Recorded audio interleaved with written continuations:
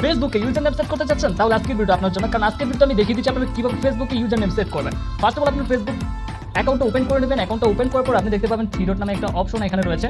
Just কি করবেন, এই থ্রি ডট অপশনটাতে একটা ক্লিক করে দিবেন। সো ক্লিক করে দেওয়ার পর আপনি নিচের দিকে গিয়ে দেখতে পাবেন যে সিটিংস অ্যান্ড প্রাইভেসি নামে একটা অপশন রয়েছে। সো এটাতে ক্লিক করার পর এরকম সিটিংস নামে একটা অপশন আপনারা দেখতে পাবেন।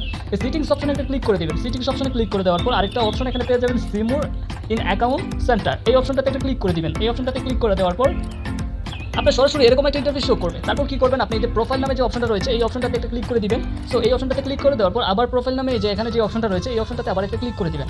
সো এই অপশনটাতে ক্লিক করে দেওয়ার পর আপনি সরাসরি এরকম একটা ইন্টারফেস শো করবে। আপনি এখানে যে দেখেন ইউজার নেম নামে যে অপশনটা রয়েছে এই অপশনটাতে এই যে এখানে এটা ক্লিক করে দিবেন। সো এখানে ক্লিক করে দেওয়ার পর আপনি দেখতে পাবেন যে আপনার ইউজার নেম সেট করার এখানে একটা অপশন ইতিমধ্যে চলে এসেছে। সো আপনি এখানে ইউজার নেম আপনার নিজের মতো করে সেট করে নেবেন। আমি যেহেতু আমার ফেসবুক অ্যাকাউন্টের নামেই আমি ইউজার নেমটা সেট করে নিচ্ছি। সো আমি এমডি হাসান দিয়ে দিলাম। সো এখানে এটা নট অ্যাভেলেবল, আপনাকে যতক্ষণ পর্যন্ত না এটা অ্যাভেলেবল হয় ততক্ষণ পর্যন্ত এখানে দিতে হবে। সো আমি দুটো সংখ্যা দিয়ে দিচ্ছি, তারপরও হচ্ছে না, তারপর আমি আরেকটা সংখ্যা দিয়ে দিচ্ছি। সো এটাও না, এটাও কেউ ব্যবহার করে ফেলছে। সো আমি আরেকটা সংখ্যা দিতেছি।